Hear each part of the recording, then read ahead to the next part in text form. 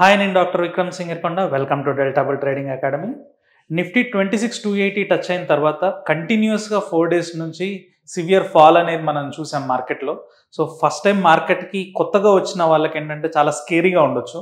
ఇంతకుముందు చాలా కాలం నుంచి మార్కెట్లో పార్టిసిపేట్ చేస్తున్న వాళ్ళకి చిన్న జర్క్ రియాక్షన్ లాగా ఉండి పొజిషన్స్ ఎగ్జిట్ అయిపోవడం లేదా అడ్జస్ట్మెంట్లు చేసుకోవడం చేస్తుంటారు. కానీ జస్ట్ ఒక 1 వీక్ ఆర్ 2 వీక్స్ బ్యాక్ నుంచి మార్కెట్లో పార్టిసిపేషన్ స్టార్ట్ చేసిన వాళ్ళకి ఒక పెద్ద షాక్ అనే చెప్పుకోవచ్చు. ఎందుకంటే సడన్గా 26,280 దగ్గర నుంచి 25,000 వరకు మార్కెట్ అనేది 3-4 డేస్లో పడిపోవడం అనేది చాలా పెద్ద నష్టాలని తీసుకురావడానికి అవకాశం ఉంది. సో ఇప్పుడు ఆల్రెడీ జరిగిపోయిన దాన్ని మనం ఏం చేయలేమంటే ఏ ట్రిగ్గర్ వల్ల జరిగింది, దానికి న్యూస్ ఏంటి, ఎందుకు ఇలా జరిగింది అని మనం అనలైజ్ చేయడం వల్ల దాని నుంచి వచ్చే ప్రయోజనం ఏమి ఉండదు. ఎందుకంటే ఒక న్యూస్ కానీ లేదా ఒక ట్రిగ్గర్ కానీ మార్కెట్కి ఎక్స్టర్నల్ ఫోర్స్ ద్వారా రావడం జరిగింది, దానికి మార్కెట్ రియాక్ట్ అవ్వడం జరిగింది, మార్కెట్ కరెక్ట్ అవ్వడం కూడా జరిగింది. ఈ తర్వాత ఇప్పుడు ప్రస్తుతం ఆ పాతది ఏం చేయలేం, కానీ ఇప్పుడు ఏం జరుగుతుంది మార్కెట్లో డెరివేటివ్ డాటాని అనలైజ్ చేసుకొని నెక్స్ట్ మనం ఏం స్టెప్ తీసుకోవచ్చు అనేది మాత్రమే మన చేతిలో ఉంది. కాబట్టి మనం ఇప్పుడు డెరివేటివ్ డాటాలో నిఫ్టీ ఫ్యూచర్స్ ఓపెన్ ఇంట్రెస్ట్ ఏం చెప్తుంది, ఆప్షన్స్ డాటాని బేస్ చేసుకొని మనం ఎక్కడ ప్లేస్ చేయొచ్చు ట్రేడ్స్ అనేది చూద్దాం ఈరోజు. సో ఇక్కడ చూడండి, మనం లాస్ట్ వీడియోస్లో చెప్పుకోవడం జరిగింది, మార్కెట్ నిఫ్టీ ఎస్పెషల్లీ పైకి వెళ్తున్నప్పుడు లాంగ్స్ బిల్డ్ అవ్వడం జరిగింది. అంటే మార్కెట్ పైకి వెళ్తున్నప్పుడు ఓపెన్ ఇంట్రెస్ట్ పెరగడము, తర్వాత మార్కెట్ కరెక్ట్ అవుతున్నప్పుడు కూడా ఓపెన్ ఇంట్రెస్ట్ పడిపోవడం మాత్రమే జరుగుతుంది. అంటే ఇక్కడ ఉన్నటువంటి లాంగ్స్ ఇక్కడ ప్రాఫిట్స్ బుక్ చేసుకుంటున్నారు తప్ప కొత్త షార్ట్స్ ఇంకా మార్కెట్లోకి రాలేదు అనే విషయం మనం చూసుకున్నాము. సో ఈ ఫ్రైడే రోజు జరిగినటువంటి మూమెంట్లో ఈ ఫాల్లో మనకి ఫస్ట్ టైం షార్ట్స్ అనేవి బిల్డ్ అవ్వడం జరిగింది. అంటే ప్రైస్ కరెక్ట్ అవుతున్నప్పుడు ఓపెన్ ఇంట్రెస్ట్ పెరగడం జరిగింది.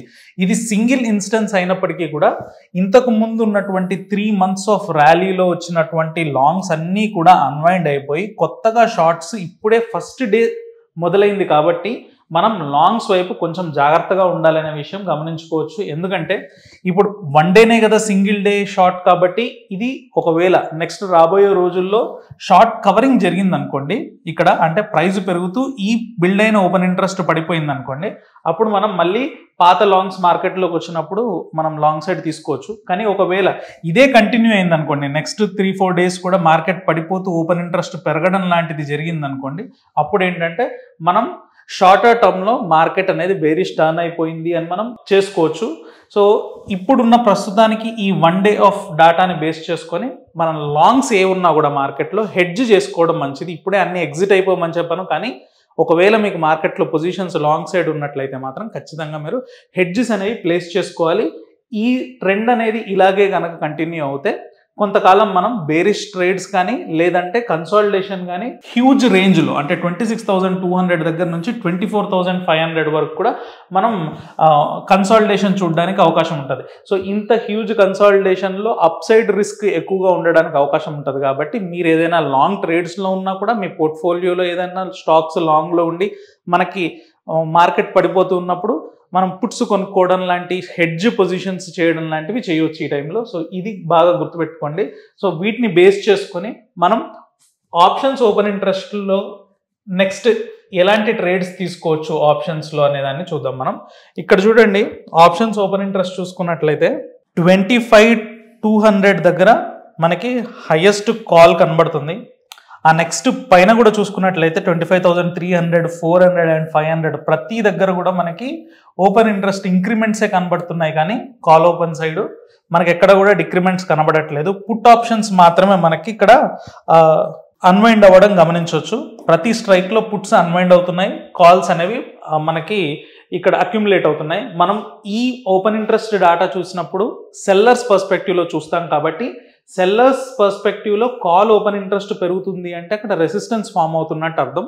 వాళ్ళు ఇక్కడ రైట్ చేస్తున్నారు అంటే ఈ లెవెల్ దాటి మార్కెట్ పైకి వెళ్ళదు అని అనుకుంటున్నారని దాని అర్థం. సో వాళ్ళ ప్రకారంగా చూసినప్పుడు మనం 25,200 నుంచి 25,500 వరకు కూడా కంటిన్యూస్గా మనకి మార్కెట్లో రెసిస్టెన్స్ ప్రతి 100 పాయింట్స్కి రావడానికి అవకాశం ఉంటుంది. కాబట్టి అప్ సైడ్ పొటెన్షియల్ కొంచెం తక్కువ ఉండడానికి అవకాశం ఉంటుంది. అదే డౌన్ సైడ్ చూసారనుకోండి, డౌన్ సైడ్లో ఎక్కడ కూడా సరే ఇప్పుడు మనకి పై వైపు రెసిస్టెన్స్లు బిల్డ్ అవుతున్నట్టే కింది వైపు కూడా మనకి సపోర్ట్స్ బిల్డ్ అవ్వాలి కదా. అంటే కిందకి పడుతుందా పడదా అనే అంచనా ఎంత ఉంది మార్కెట్లో అనేది చూసినట్లయితే మనకు 25,173 దగ్గర రన్ అవుతున్నప్పుడు 25,000 వరకు కూడా మనకి ఏ సపోర్ట్ లేదు. అంటే ఒకవేళ ఇక్కడ నుంచి స్లిప్ అయినట్లయితే ఈ 173 పాయింట్స్ కూడా కరెక్ట్ అయ్యి 25,000 దగ్గర మనకు సపోర్ట్ రావడానికి అవకాశం ఉంది. ఒకవేళ ఇది స్లిప్ అయినట్లయితే మళ్ళీ 24,800 వరకు మనకి సపోర్ట్ లేదు. అంటే ఇక్కడ చూడండి pattern of calls and puts చూసుకున్నట్లయితే ఎవ్రీ 100 పాయింట్ స్ట్రైక్ దగ్గర కాల్స్ కంఫర్టబుల్గా రైట్ చేస్తున్నారు, కానీ పుట్ రైటర్స్కి ఒక 200-300 పాయింట్స్ గ్యాప్లో రైట్ చేస్తున్నారు. ఎందుకంటే వీళ్ళు కాన్ఫిడెంట్గా లేరు, ప్రతి స్ట్రైక్ దగ్గర వీళ్ళు రాయడానికి కాన్ఫిడెంట్గా లేరు. అంటే దాని అర్థం కింది వైపు వెళ్ళడానికి ఇంకా ఎక్కువ ఆస్కారం ఉంది అని వీళ్ళు నమ్ముతున్నారు, పై వైపు వెళ్ళడానికి కష్టము అని నమ్ముతున్నారు అని అర్థం. సో దీన్ని బేస్ చేసుకొని మనం ఏం చేయొచ్చు అంటే బేరిష్ బెట్స్ చేసుకోవడానికి అవకాశం ఉంది.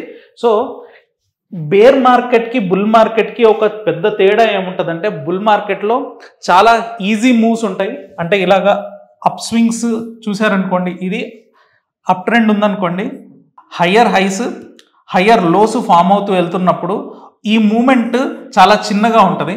సో ఒకవేళ మీరు ట్రేడ్లో ఉన్నా కూడా ఈ చిన్న కరెక్షన్ తర్వాత మళ్ళీ ఈ పెరిగేది ఉంటుంది కదా, దీంట్లో మీకు పెద్ద పెయిన్ తెలీదు. అదే మీరు బేర్ మార్కెట్లో కింది పడిపోతూ ఈ వచ్చే స్వింగ్ ఎలా ఉంటుందంటే ఆల్మోస్ట్ మళ్ళీ ట్రెండ్ మారిపోతుందా అనేంత స్వింగ్ రావడానికి అవకాశం ఉంటుంది. సో